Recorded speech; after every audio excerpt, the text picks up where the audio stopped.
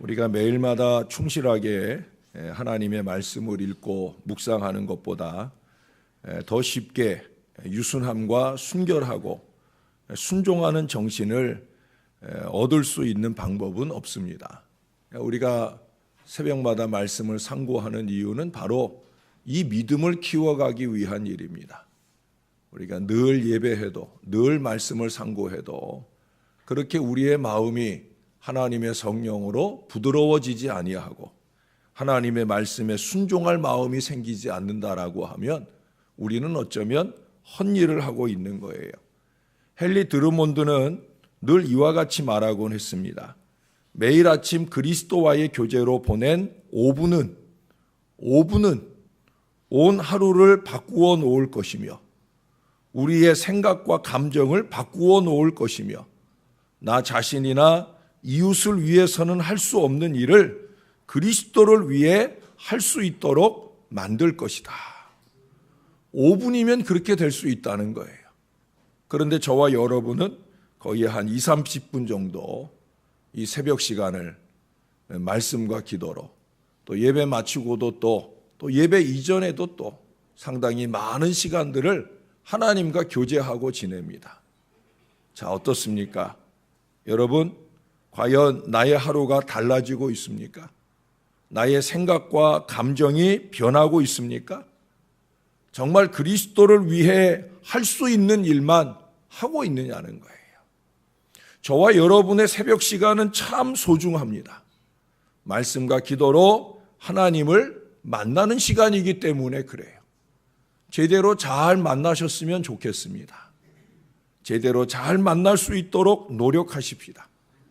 여러분, 존 버년의 유명한 말을 기억해야 할 것입니다. 기도는 인간으로 하여금 죄를 그만 짓도록 한다. 그렇게 하지 않으면 죄가 인간으로 하여금 기도를 그만두도록 할 것이다. 왜냐하면 기도는 영혼의 방패요, 하나님께는 희생제물이요, 사탄에게는 채찍이 되기 때문이다. 여러분, 우리가 병에 무엇인가가 들어있는데 이게 한 반쯤 들어있을 때는 그 병을 흔들어서 그 병 안에 있는 것들을 서로 섞을 수도 있을 거예요. 그런데 병이 꽉 차 있으면 그 안에 있는 것들을 아무리 섞으려고 해도 섞어지지가 않아요. 저와 여러분 안에는 은혜가 절반 이하로 늘 들어있기 때문에 그렇게 세상을 만나면 세상과 섞여지고, 예? 믿음 없는 사람들을 만나면 믿음 없는 사람들과 섞여지고 하나님 원치 않는 어리석음에 섞여서 헤맬 때가 많이 있다는 거예요. 저와 여러분이 하나님에 대한 생각으로 좀 더 가득 찬 영혼이 된다고 하면 우리의 모든 의심이나 모든 형태의 악으로부터 보호될 수가 있습니다. 특별히 많은 젊은 사람들이 오늘날 성경을 공격하고 설교를 공격하는 책들을 읽을 시간에, 인터넷을 검색하는 시간에 우리는 하나님의 말씀 그 자체를 읽고 하나님의 말씀을 들은 그 자체의 은혜를 받아야 된다는 거예요. 오늘날 교회의 은혜가 사라지는 이유는 다른 데 있지 않아요. 말씀을 몰라서? 아닙니다. 인터넷을 사용할 줄 몰라서? 아닙니다. 하나님의 말씀을 말씀으로 받고 은혜로 내 마음을 채우고 머리끝까지 하나님 생각으로 그렇게 하루하루를 살지 못하기 때문에 그래요. 허드슨 테일러는 이런 말을 합니다. 사탄은 우리 둘레에 울타리를 쳐놓고 우리가 움직이는 것을 방해할지는 모르나 우리 위에 지붕을 씌우고 우리가 위를 쳐다보는 것을 방해할 수는 없다. 사단이 우리의 운신의 폭을 막을 수는 있다는 거예요. 그러나 위로 열려있는 하늘을 막을 재간은 없다는 거예요. 저와 여러분은 하늘나라를 향한 우리의 영혼을 넓혀가야 될 줄로 믿습니다. 우리가 이 새벽 아침 은혜 앞에 나오는 이유가 여기에 있는 거예요. 사순절이 끝나고 부활절이 지났음에도 또 새 마음을 가지고 하나님 말씀 앞에 서는 이유가 바로 여기에 있다고 봅니다. 여러분, 지금 이 이스라엘 백성들이 오늘 1절 시작을 그렇게 얘기해요. 기억나시나 몰라요. 제가 이 8장을 얘기할 때 이 부분을 언급을 해드렸어요. 아마 또 잊어버리셨을 거예요. 자, 여기 보니까 뭐라고 그래요? 그달 20 나은 날이에요. 이게 20 나은 날이라면 그 앞에 8장의 집회가 끝난 게 22일이에요. 22일. 그리고 23일 하루 쉬고 그리고 24일에 또 모인 거예요. 이미 8일 동안의 집회를 하고 그리고 하루 쉬고 또 모인 거예요. 대단한 거예요. 사실은 그 8일 집회 이전에부터 그들은 지금 말씀에 미쳐 사는 거예요. 8장을 기억하시나 몰라요. 말씀 잔치 부흥회를 은혜로 너무 말씀에 많은 찔림을 받아서 눈물을 다 흘리고 난리가 나니까 그때 에스라를 비롯해 느헤미야를 비롯해 많은 사람들이 오늘은 여호와의 성일이니 기뻐하고 즐거워하라. 그렇게 촉구할 정도로 말씀의 은혜가 너무 강해서 막 찔림을 받고 슬피 우는 일들이, 회개하며 우는 일들이 넘쳐나는 시간을 보냈다는 거예요. 또 그러고 나서도 영적 지도자들이 중심이 돼가지고 말씀을 더 밝히 알고자 특별 성경 공부를 또 하는 거예요. 그리고 그 말씀 보니까 초막절기에 대한 얘기가 나와요. 마침 그때가 초막절기를 지켜야 될 그 날짜를 앞두고 하나님이 그 말씀을 읽게 하신 거예요. 연구하게 하신 거예요. 우리 말씀대로 합시다. 그래서 또 일주일간의 초막절기를 지키되 아주 날마다 말씀을 낭독하고 그 말씀으로 성회를 열어서 말씀에 푹 절어서 일주일을 또 지낸 거예요. 말씀. 그렇다고 해서 뭐 대단한 설교를 듣는 게 아니에요. 그냥 성경 읽는 거예요. 누가 성경을 풀어 전하는 것도 아니에요. 듣기 좋은 예화를 섞어서 말씀을 편안하게 잘 들을 수 있도록 도와주는 것도 아니에요. 우리가 딱딱해 할 수 있는 바로 이 하나님의 말씀을 그냥 읽기만 하는 거예요. 그런데도 읽어지는 그 말씀 때문에 그들은 그때도 그렇고 오늘 여기 3절에 말씀하는 것처럼 말씀을 들을 때마다 그 말씀으로 자복하고 회개하는 역사가 나타나는 걸 봅니다. 말씀의 은혜가 깊어질수록 아니 말씀의 지혜가 확장될수록 그 말씀에 비추어 삶을 들여다보는 것은 너무나 당연한 거예요. 말씀은 내 삶을 돌아보라고. 그래서 나에게 주어지는 게 하나님의 말씀입니다. 이제 이 절기를 마치고 이렇게 하루를 쉬고 나자 그들은 더욱더 굳은 태로로 오늘 하나님 앞에 옵니다. 하나님 앞에 나아오는 이스라엘 백성들은 두 가지 중요한 결단을 실천해요. 첫 번째는 뭐냐? 1절에 보니까 그들은 모이면서 아예 결연한 회개의 복장을 준비하고 모인다는 거예요. 거기 보시면 이스라엘 자손이 다 모여 금식도 하고요. 굵은 베옷을 입고요. 티끌을 무릅쓰고요. 이게 다 회개 복장이거든요. 회개를 작정하고 오는 거예요.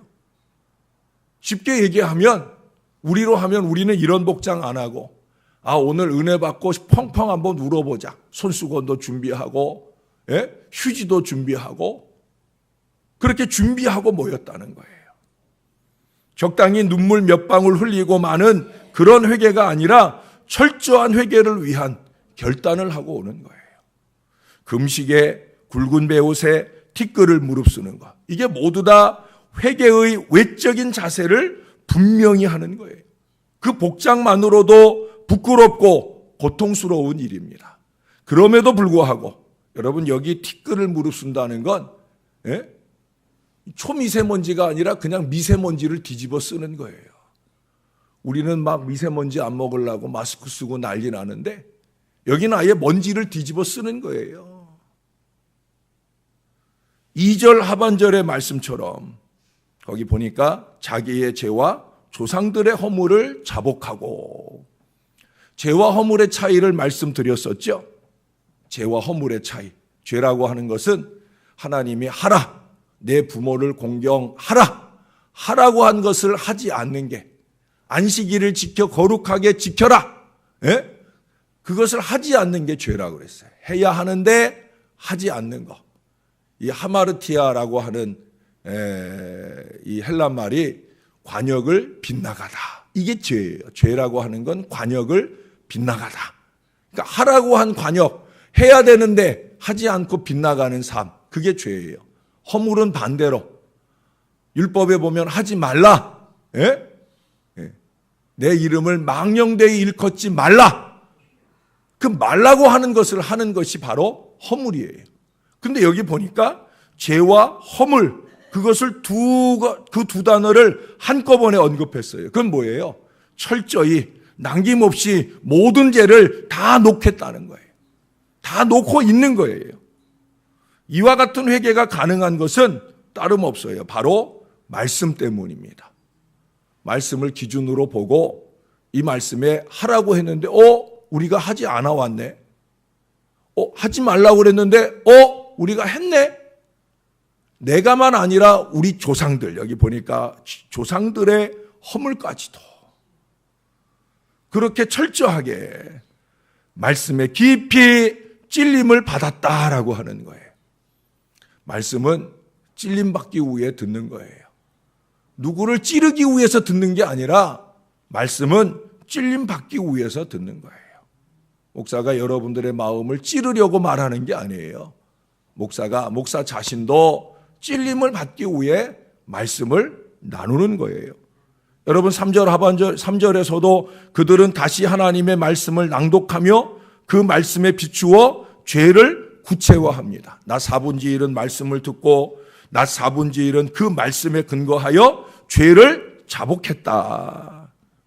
이 회개의 자리에, 그러니 그들은 이미 이전의 말씀에 찔림을 받고 이 회개의 자리에 나오기에 앞서서 두 번째 아주 중요한 결단을 실행에 옮기고 있어요.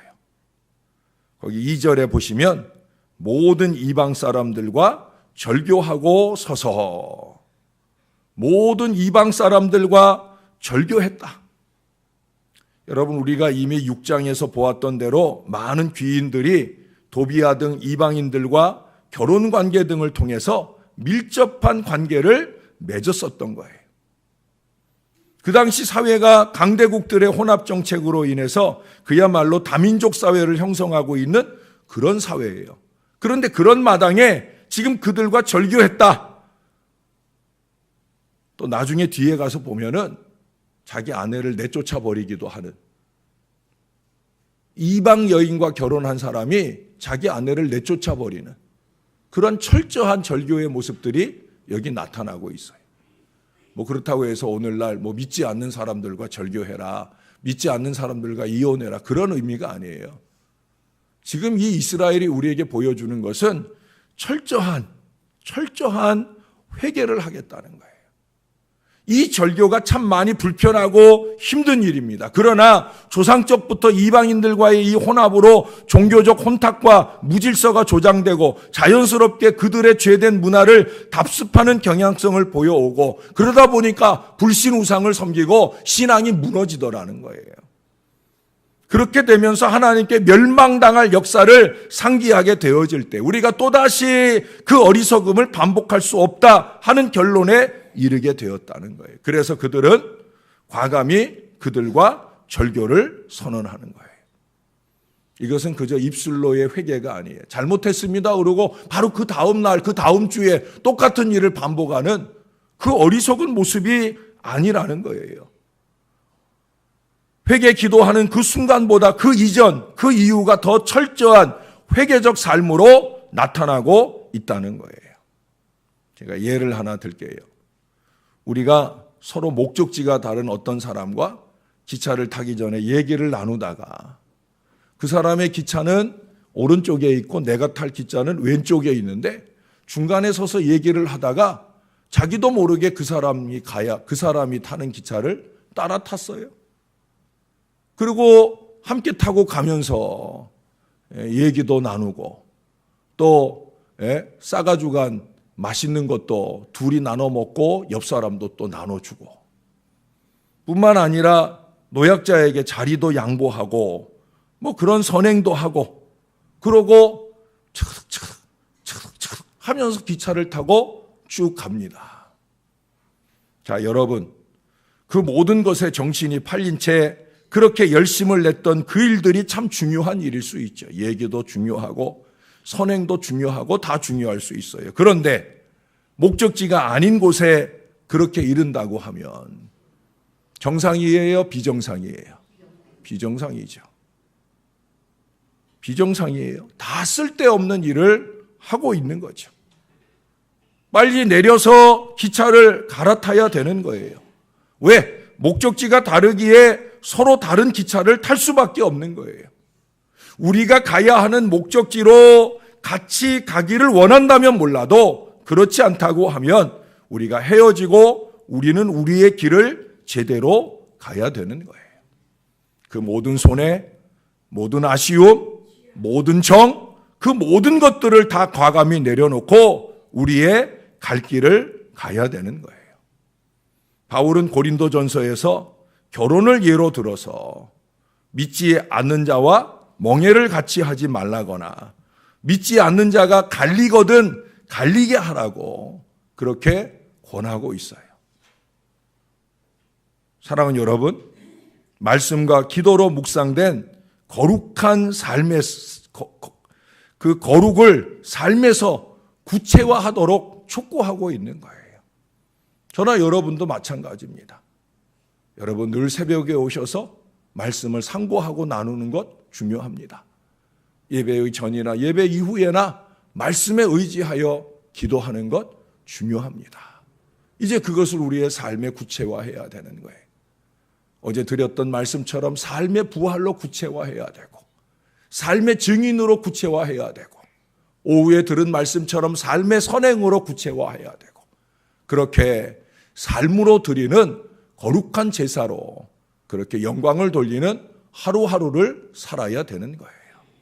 그래서 남들보다 더 하나님이 저와 여러분에게 말씀을 주시는 줄로 믿습니다. 말씀을 의지하여 건강한 믿음의 그물을 힘차게 내릴 수 있는 참 좋은 신앙, 좋은 믿음, 그 믿음으로 저와 여러분들이 더 영육간에 부유하게 되는 건강한 하나님의 사람들이 되시기를 예수님의 이름으로 간절히 축원합니다. 기도하겠습니다. 하나님, 오늘도 말씀을 주셔서 감사합니다. 말씀도 없이 기도도 없이 하루를 사는 사람들이 많은데 우리는 주의 말씀을 상고하고 믿음으로 기도하면서 참 많이 피곤한 육신인데도 불구하고 이 하루를 시작하게 하시니 감사합니다. 제대로 된 말씀과 기도 생활을 하게 하여 주옵소서. 5분만 하나님과 제대로 교제해도 하루가 달라지고 삶이 달라진다는데 우리는 무려 30분 가까이 이렇게 말씀과 기도로, 아니 그 이상 더 많은 기도로 하늘 문을 열다가 가고 있나이다. 하나님, 하늘을 향하여 제대로 문이 열리게 도와주시고 위로부터 부어지시는 하나님의 은혜 때문에 우리의 마음과 생각이 더욱더 부요해지게 도와주시옵소서. 하늘을 향하여 우리의 영토가 넓어지게 도와주셔서 우리의 생각 속에 하나님이 많아지게 하시고 하나님의 뜻이 더 많아지게 도와주셔서 한 걸음 한 걸음 그 뜻대로 아름답게 사라지는 주의 자녀들이 되게 하여 주옵소서. 부활의 감격을 가지고 이 한 주간을 시작하오니 주님과 함께 승리하는 신앙생활 될 수 있도록 아버지, 이 사랑하는 주의 자녀들을 꼭 붙들어 주시고 은혜를 베풀어 주시옵소서. 감사합니다. 예수님의 이름으로 기도합니다. 아멘.